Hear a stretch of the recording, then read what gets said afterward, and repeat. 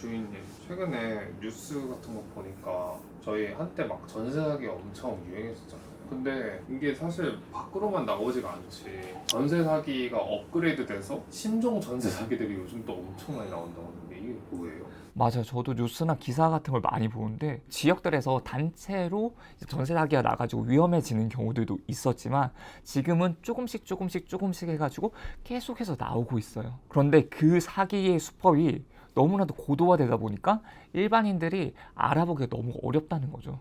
그 부분이 문제가 되고 있어요. 우선 우리가 처음 등기부등본을 보게 되면 갑구에는 소유권에 대한 부분이 나타나 있고 을구 같은 경우는 권리 관계에 대한 부분들이 나타나 있어요. 우리가 대출을 받거나 근저당이 있다 이러면 거기에 표시가 되어 있는 거예요. 그래서 우리가 보통 볼 때는 을구만 많이 봐요. 그래서 이 사람이 대출이 얼마 있으니까 내 전세금이 얼마일 때 또 내 월세 보증금이 얼마일 때 이걸 돌려받을 수 있는데 이게 좀 안전한 건지 이걸 확인을 한단 말이에요. 근데 요즘 나오는 거는 을구는 깨끗해요. 그런데 갑구에 신탁이라는 게 쓰여져 있어요. 신탁이 뭐냐면 내가 가지고 있는 부동산을 전문가한테 맡기는 거예요. KB 부동산 신탁, 그리고 진짜 대한토지신탁, 한국토지신탁, 하나자산신탁, 신한자산신탁 이렇게 진짜 여러 가지 신탁이 있거든요. 그러니까 그런 신탁들 회사가 못 믿을 만한 게 아니죠. 내가 가진 부동산을 맡겼을 때 일정한 돈을 내가 대출을 받을 수도 있을 거고 운용할 수 있는 권한을 위임을 하게 되는 거거든요. 그러다 보니까 믿을 수가 있겠구나. 신탁 회사는 괜찮은 데구나 라고 생각을 하시는 분들이 많아요. 그래서 임차인분과 임대인분, 전세나 전월세로 거주를 할 사람이 만나게 되는 거죠. 계약을 하기 위해서. 집주인이 여기 집 괜찮아요. 그래서 계약하세요 라고 해가지고 계약서에 사인을 해요. 그리고 나서 문제가 생긴 게 뭐냐면 이 계약이 합법적이지 않다는 거예요. 왜냐면 신탁에 맡겨진 집이라고 한다면 신탁회사랑 계약을 해야 돼요. 집주인은 아무 권한이 없는 거예요. 그 계약 자체가 무효가 되는 거예요. 집주인은 본인이 신탁에 맡긴 걸 알지만 어떻게 보면 좀 나쁜 마음을 먹고 정말 사기를 치려고 그렇게 하는 거죠. 그러니까 이게 엄청 심각한 건데 신탁이 쓰여져 있으면 진짜 조심해야 되고 신탁 회사에 연락을 해가지고 신탁 원부라는 걸 받아야 돼요. 그리고 그 원부를 다 보고 소유권 관계를 좀 잘 확인을 해야 되는데 실제로 그 원부 자체가 너무나 두껍죠. 그리고 내가 파악하기가 어려울 수도 있어요. 그래서 그때는 전문가를 찾아뵙고 전월세 계약을 할 때 이렇게 해도 되는지를 확인을 받고 진행을 하시는 게 좋습니다. 그래서 그게 너무 위험하다는 거예요. 아니 근데 보통 전월세 계약할 때 부동산 가서 하잖아요. 네? 근데 부동산 사장님들은 그런 걸 안 알려주세요.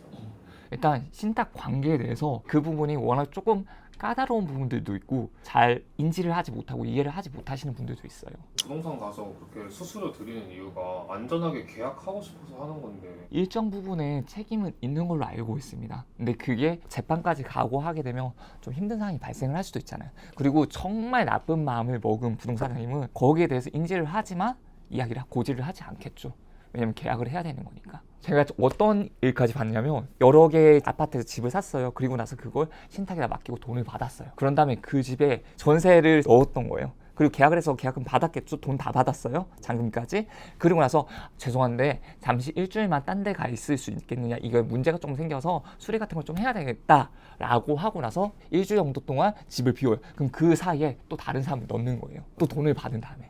그게 돼요? 그게 진짜 마음 먹고 사기를 치려고 한다면 문제가 되는데 이 부분이 아직까지 커지지는 않았어요. 그래서 계약을 하실 때 갑구에 뭐가 쓰여져 있는지 집주인만 쓰여져 있는 건지 확실히 보셔야 되고요.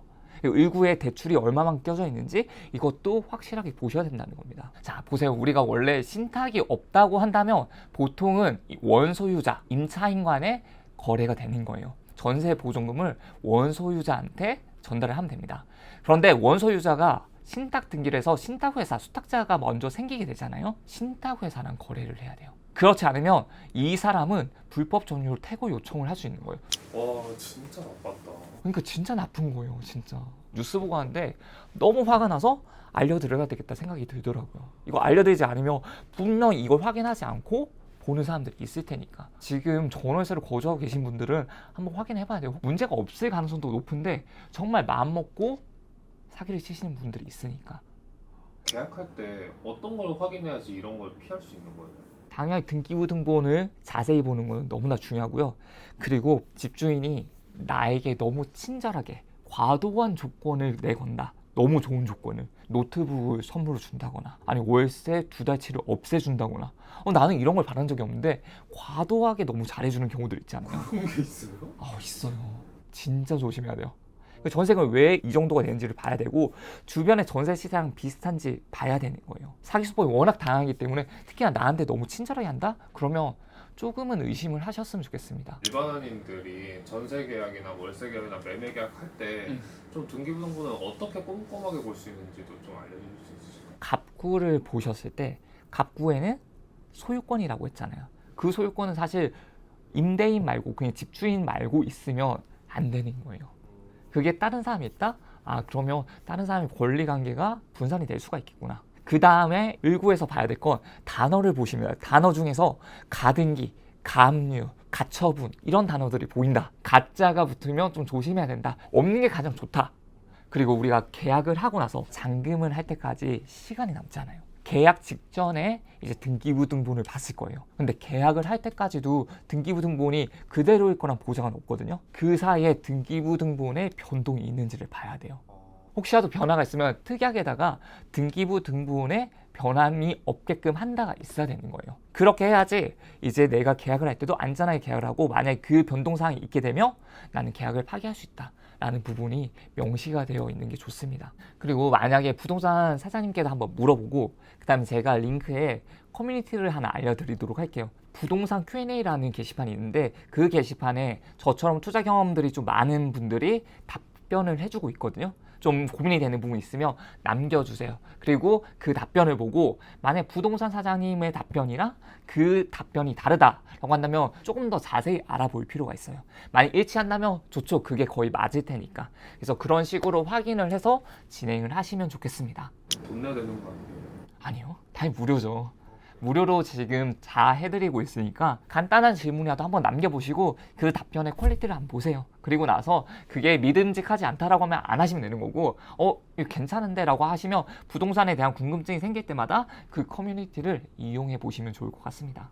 그리고 마지막으로 드릴 이야기가 있습니다. 임대인이 어떤 사람인지 알기가 어렵잖아요. 근데 임대인 정보 조회 서비스가 이제 국토부에서 5월 27일부터 정보를 제공을 하고 있습니다. 기존에는 임대인의 동의를 얻어가지고 진행을 했어야 됐어요. 그런데 이제는 이제 집 계약하겠다는 의사를 밝히게 되면 공인중개사가 확인서를 지참하고 이제 방문하게 되면 허그에 방문하게 되면 이것을 조회할 수가 있습니다. 그리고 6월 23일부터는 앱에서도 가능해요. 이제 안심전세 앱을 통해 가지고 편하게 조회 가능하기 때문에 이제 임대인이 다주택자인지 전세 보증보험을 반납하지 못한 적이 있었는지 최근 3년간 대의 변제가 잘 이루어졌는지 이런 부분들을 확인을 할 수가 있습니다. 그래서 내가 임대로 들어가기 전에 이런 부분들을 꼭 확인하셔가지고 안전한 집을 좀 구하실 수 있게끔 도움을 드리고 싶습니다.